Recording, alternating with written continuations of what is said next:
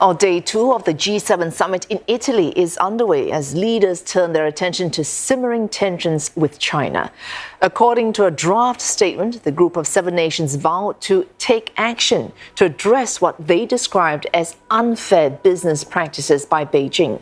But the bloc says it's not trying to thwart China's economic development, as it seeks to avoid an outright trade war with the world's second largest economy. G7 members will also be seeking a common response to China's alleged support for Russia's military expansion. The group has warned of action against Chinese financial institutions that helped Moscow obtain weaponry for the war in Ukraine.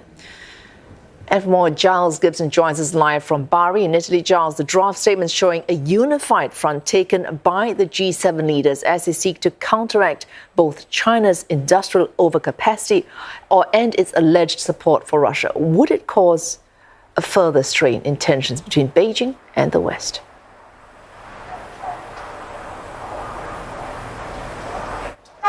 Well, there's no doubting the strength of the language and the strength of feeling in these draft statements, which of course still need to be confirmed. We still need to see the final statements at the end of these talks here in southern Italy. But that draft statement leaked to the press saying that the G7 will continue to protect our businesses from those unfair practices that you just mentioned, and also some very tough language in terms of foreign policy, not economic policy, saying that the G7 oppose China's militarization and coercive and intimidation activities in the South China Sea.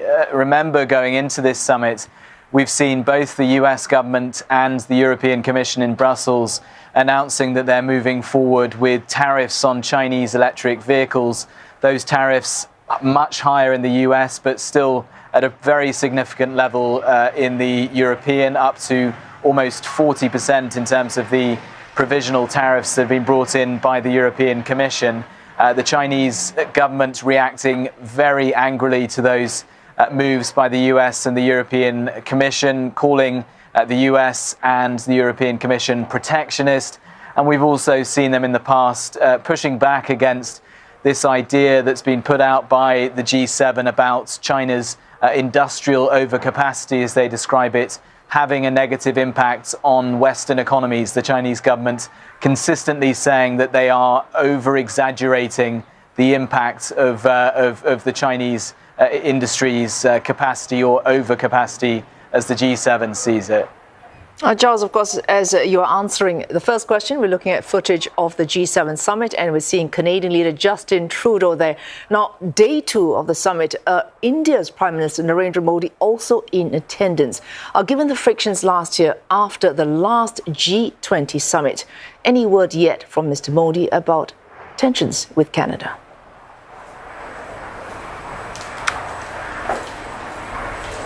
Well, in the build-up to Narendra Modi's visit to southern Italy, there was a brief exchange on X, the social media platform formerly known as Twitter. We saw Justin Trudeau, the Canadian Prime Minister, congratulating the Indian Prime Minister on his re-election after the recent elections in India.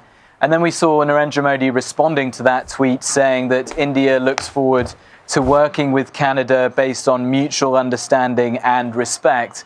But of course, the background to those pretty polite exchanges on social media has been this diplomatic spat between the Canadians and the Indians after the Canadian government accused the Indian government of being involved in the killing of a Sikh separatist on Canadian soil last year. The Indian government hitting back at the Canadians at the time, saying that those allegations were, quotes, absurd.